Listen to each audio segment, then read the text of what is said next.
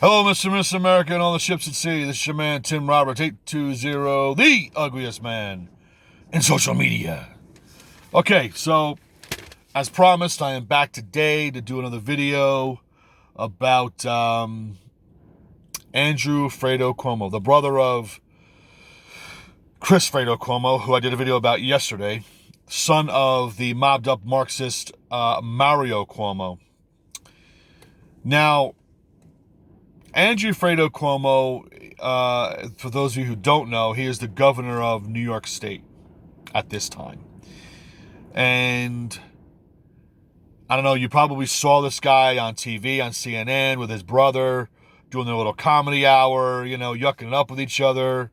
You better call mom, better call mom, better call mom, better call mom. It's like, really? There's a pandemic going on, and you're making jokes. You got your comedy hour going on. With the giant Q-tip. It's like, there's people dying, and you're making jokes about it. You're joking about people dying. I don't personally find it funny, but whatever. This is how Marxists are. This is how they are. This is how they think. This is how they act. Okay? Andrew Fredo Cuomo, Chris Fredo Cuomo, their father, Mario Cuomo, they are Marxists. And Marxists don't care about you. They care about themselves. Okay? So, Andrew Fredo Cuomo, at the beginning of the pandemic, earlier this year, I believe it was in early March, he signed an executive order which would put COVID-19 patients in nursing homes, in old age homes, in assisted living places, okay? And why they did this, I don't know. Because most older people, as you get older, your immune system, your digestive system, your body basically is dying, okay? It's slowing down. Like, you need to eat less food, I guess, as you get older, because your digestive juices are not as strong as they used to be. They're not going to break food down as much. You should probably chew your food better to break it down better so that your stomach doesn't have so much trouble breaking it down to its molecular structure so you get more out of it. But Andrew Cuomo sends these people into nursing homes where the people there have, very very lowered immune systems. They're not like, a 20-year-old. Okay, the average age of someone dying of COVID-19, I believe, is like in the 60s. So younger people don't really die of it. Now, I know one guy who died within the last week, and he was in his late 30s. But I don't know if he had any comorbidities. I don't know if he was overweight, because I haven't seen the guy in 15, 20 years. I heard it through a friend of mine who also knew this guy, who knew him better than I did, that this guy died of COVID-19. Now, here's the thing. People who are dying of COVID-19 may not be dying of COVID-19. I was hospitalized recently, about 2 months ago, and they kept hammering me about COVID-19. They wanted to establish whether I had it or not. I'm like, no, my pain is in my gut. It's not in my lungs. It's not in my throat. Nothing like that. No fever, no nothing. I mean, my fever might have been elevated a little bit, but it wasn't from that. It was because I had a problem in my gut. I had a lot of pain in my gut. But they kept hammering me. They want to get that COVID-19 money because we've politicized and we've monetized this virus. And that's dangerous because you're not going to get real information. You're going to get a lot of false reporting. You're going to get people who are hospitals and insurance companies that are going to lie. They want that money because Congress put all this money into this COVID-19 thing that, excuse me, places are going to take advantage of that. They're going to want to get that money. They want to get compensated. I understand it. It's not right, but that's just the way it is. That's the way it is. And here's something that you guys probably don't know. I'll throw this in there. That HEROES Act, where they gave people money, they got stimulus checks, whatever. Each member of Congress got $50,000 each. Cash money. $50,000. Well, we all got $1,600 or $1,200 or $600, whatever it was. I think I got $1,200. They got $50,000 each. And then you saw Nancy Pelosi, okay, whose father is Thomas D'Alessandro. If you do some research on Thomas D'Alessandro, that man was hooked up with Lucky Luciano decades ago, and they were smuggling heroin into this country. That's where the D'Alessandro money came from, smuggling heroin into this country. And he was also the guy who got the statues put up of Southern heroes in Maryland. So she's on TV, talking with Jimmy Kimmel or something like that, standing in front of her two $24,000 refrigerators with $2,000 worth of ice cream. That's where her $50,000 went. Let them eat cake. I'm like, the arrogance of these people. Why do we keep voting for these people? Seriously, why do we vote for these people? They are stealing our money. They each got $50,000. I don't even make that in a year. And they get it one shot. But anyway, that's besides the point. So, Andrew Cuomo starts sending all these sick people to hospitals. But here's the thing. Donald Trump had already set up the Jacob Javits Convention Center as a hospital with 2,000 beds, over 2,000 beds. And then he sent this ship, the Mercy, from Virginia up to New York. That's another 1,000 beds. So there's over 3,000 beds right there, right off the bat. Samaritan's Purse, the Franklin Graham Group, they set up shop in Central Park. But New Yorkers didn't like that because they're Christians. Oh, we don't want Christians here helping us. They chased them out of there.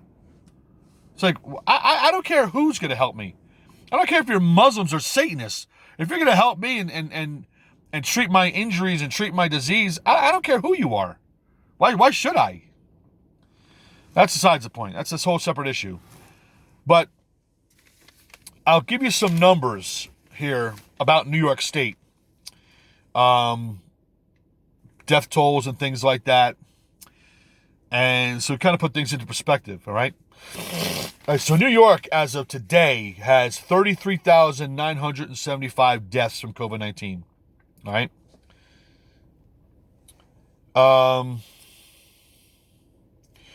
Now, their percentage of the population of this country is 6%. They are 6% of the population. But the deaths from COVID are 13%.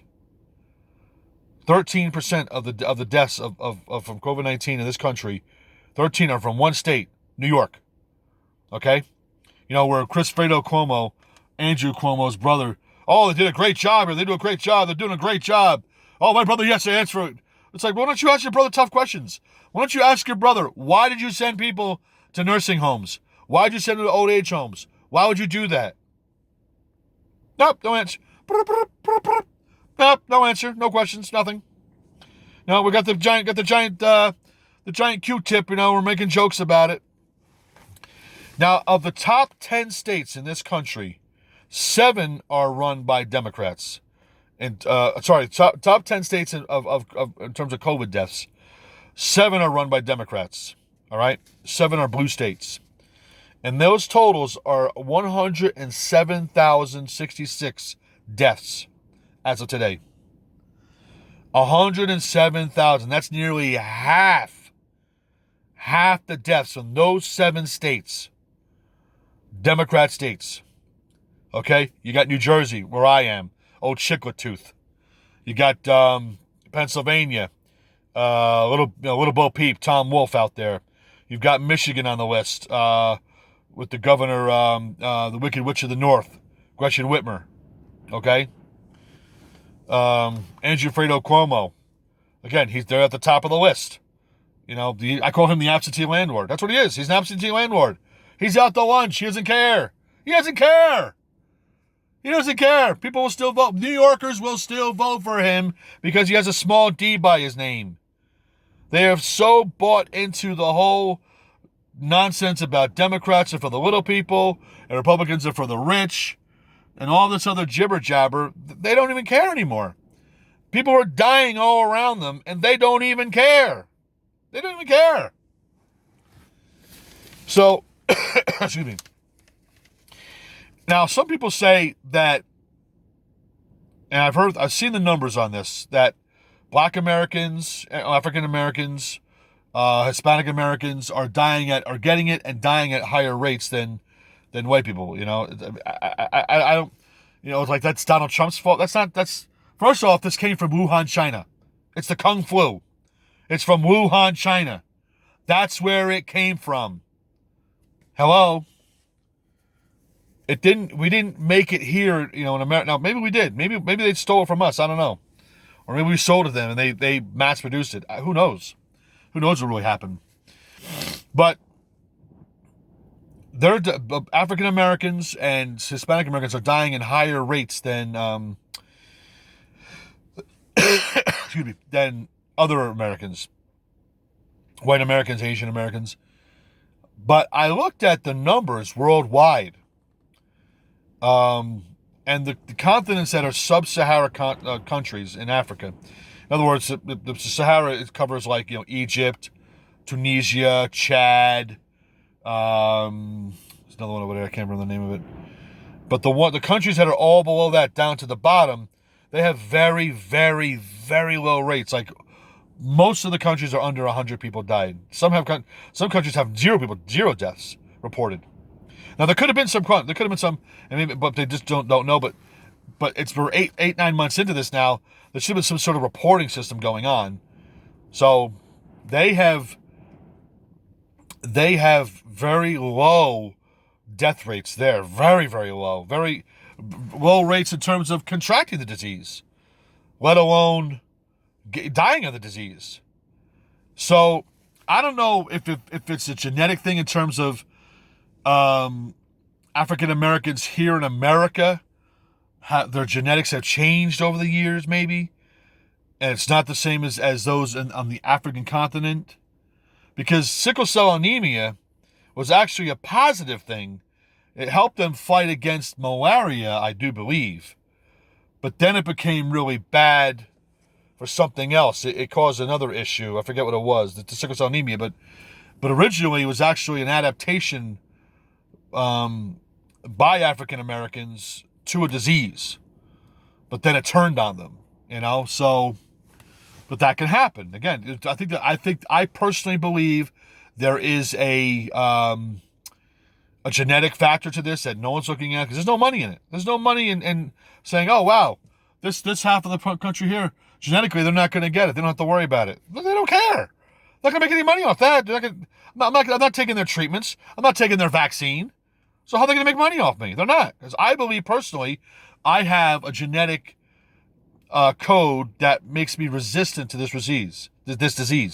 Because I was in contact with somebody who had it. I didn't even know the person had it. So the person stopped showing up to work. And I'm like, hey, what happened to so-and-so? Oh, they're not. Oh, they're sick. You know, they think he's got COVID. What? We're going to tell us he had COVID?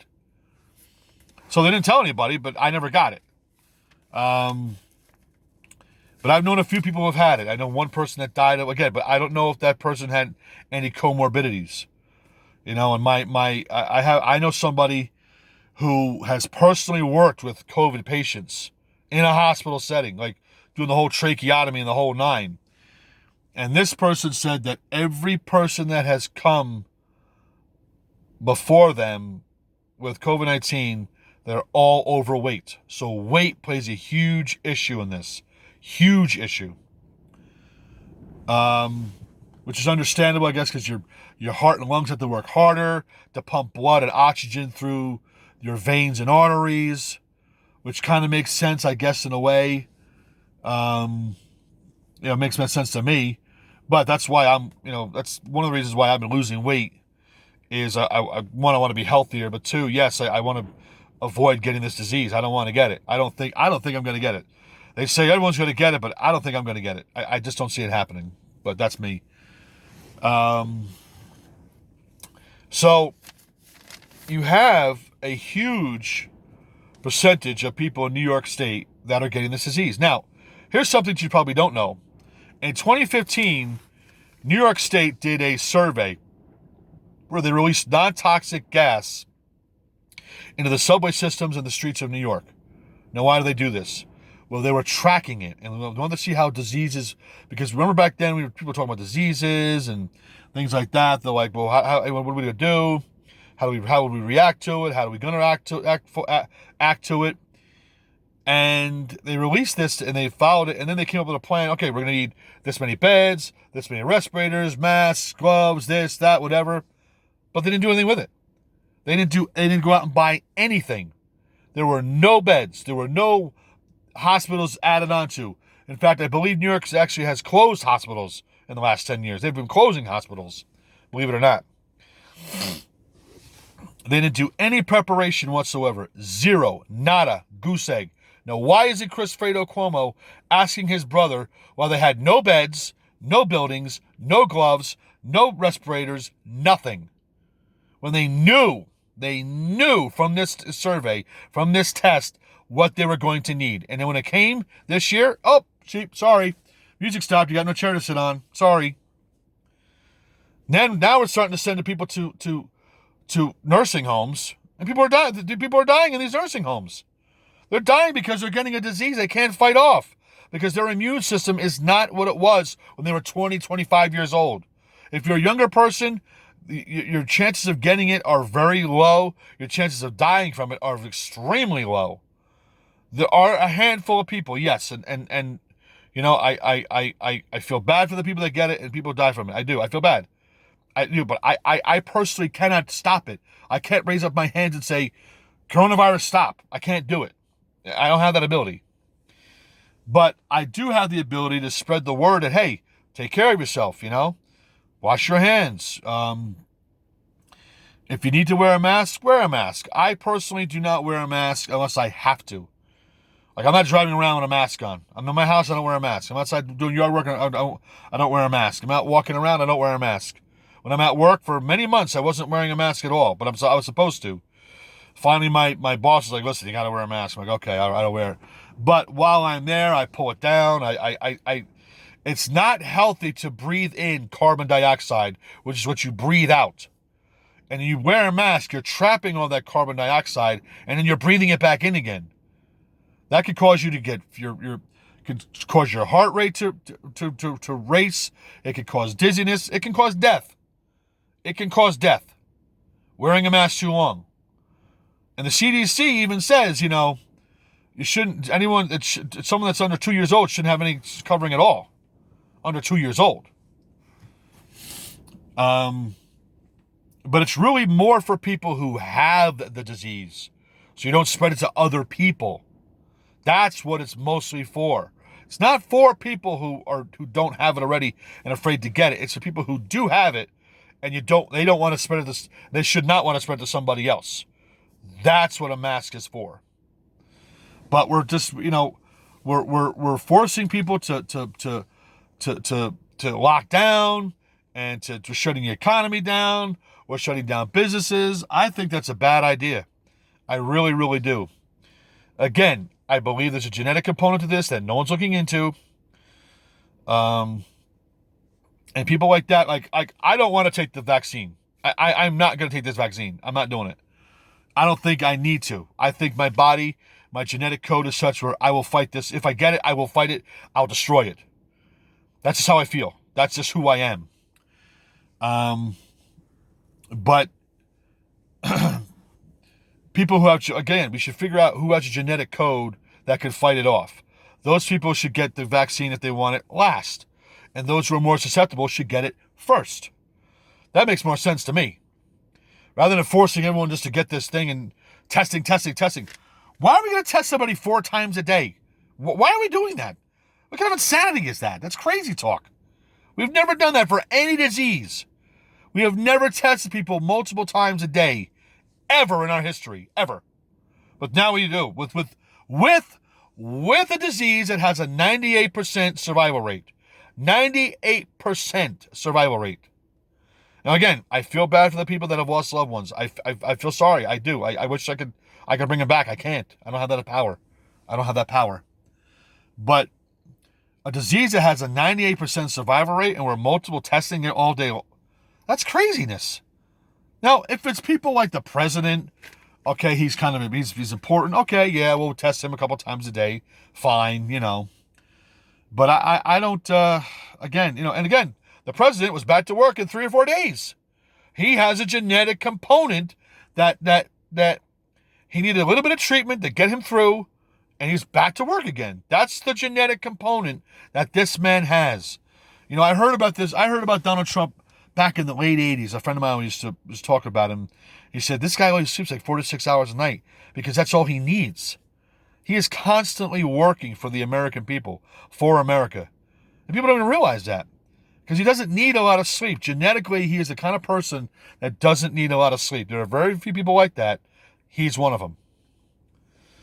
So, I think that Andrew Fredo Cuomo has dropped the ball on this. He has totally screwed up New York. I mean, New York is just, they are leaving New York in droves, not just rich people, like Chris Fredo Cuomo says, oh yeah, it's just those rich people that, they got another home somewhere else. They'll come back. No. There are people that are leaving New York. They don't want to stay in New York any longer. They don't feel safe. They don't think it's right. They want to leave. They want to get out. Real estate in New York is gotten a lot cheaper because there's no one to rent. No one wants to rent there anymore. They don't want to do it, And they keep talking about more shutdowns. They're dragging Jewish people, out of their synagogues. It's like, what's going on here? This is craziness. I never heard of such a thing in America. We're founded on religious freedom, on freedom of speech, and taxation without representation. These are things that are fundamental to us. And gun rights, having the right to bear arms. These are fundamental. And they're taking those things away from us. And I think it's wrong. I really think it's wrong. I think these shutdowns are a bad idea. If you're sick, stay home. Stay home. Don't go to work. Don't go out. All right, I'll wrap it up there. Have a good day, folks. Take care. Bye-bye.